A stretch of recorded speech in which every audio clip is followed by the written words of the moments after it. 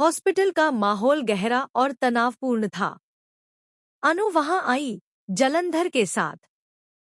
हर कोई सोच रहा था कि आखिर जलंधर किस सच का खुलासा करने जा रहा है। उसके चेहरे पर एक अजीब सी गंभीरता थी और उसकी आंखों में एक सच्चाई का बोझ साफ झलक रहा था।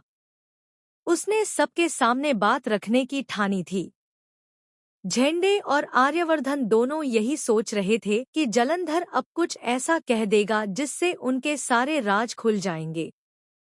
जलंधर ने जब सबके सामने मुख खोलने की हिम्मत दिखाई तो उसकी आवाज में सच्चाई की गूंज थी। उसने कहा, मैं तुम सबको वो सच बताने आया हूं जो किसी ने कभी नहीं जाना। आर्यवर्धन, उसने अपनी पहली पत्नी राजनंदिनी का खून किया था। हाँ, वही राजनंदिनी जो मेरी बहन थी। सब लोग अचानक स्तब्ध रह गए। अनु की आंखों में हैरानी और अविश्वास का मिश्रण था। वह धीरे धीरे जलंधर की तरफ बढ़ी और बोली, आप ये क्या कह रहे हैं? क्या आप सच में कह रहे हैं कि आर्यवर्धन?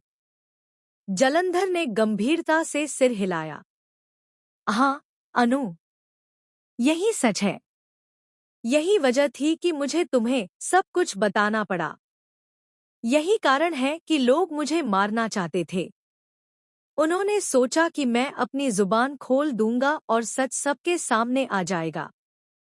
आर्यवर्धन की आंखों में धीरे धीरे पसीना और डर झलकने लगा। वह सोच रहा था, अब मेरी सारी चालें फेल हो जाएंगी। मेरी सच्चाई सबके सामने आएगी। लेकिन इस बीच अनु के दिल में उठ रहा सवाल और गहरा होता गया। उसने धीरे धीरे कहा, तो इसका मतलब है कि आप, आर्यवर्धन सर, पापी और खूनी हैं? जलंधर ने सिर हिलाते हुए कहा, हाँ, अनु। और यही वजह थी कि मुझे हर हाल में तुम्हें सच बताना था। अब तुम्हें सब याद आएगा। अब तुम्हें पता चलेगा कि राजनंदिनी कौन थी और उसकी मौत के पीछे कौन था। और वही पल था जब सबके मन में अजीब सी खामोशी छा गई। अनु के दिमाग में अचानक कई यादें उमड़ने लगी। उसके भीतर एक गहरा एहसास जाग उठा। वो खुद राजनंदिनी थी। उसका पुनर्जन्म हुआ था और वह अब उसी घर में थी जहां उसकी असली जिंदगी में उसकी हत्या की गई थी। हर छोटी छोटी चीज उसके मन में हलचल मचा रही थी।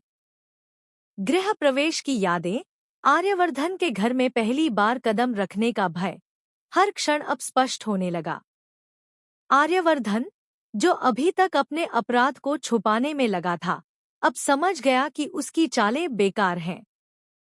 वह जानता था कि अनु की यादें लौट रही हैं और वह धीरे धीरे उसके